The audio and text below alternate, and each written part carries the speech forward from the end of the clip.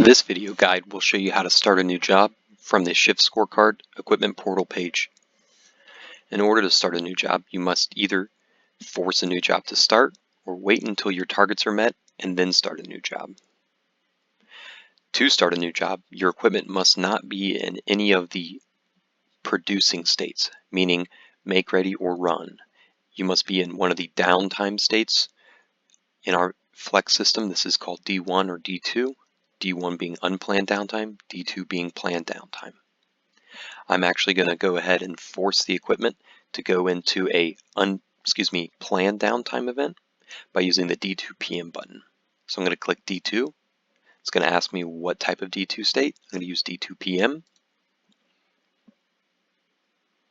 You'll see my status bar change to D2 PM. And I'm able to start a new job by using the Next Job button.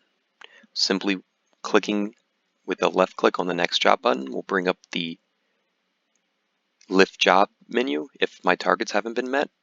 And basically this menu will tell us, hey, your current job targets have not been met, and if you wish to start the new job, we're going to set those targets to be what you currently have produced on this job. So I'm going to go ahead and say OK.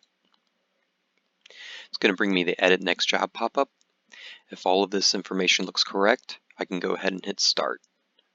And I'm going ahead and do that now. You'll see the job ID will change to the job that was previously in my Edit Job window, and then it'll change into a Make Ready state. This is always the first state of every job. These are our setup states.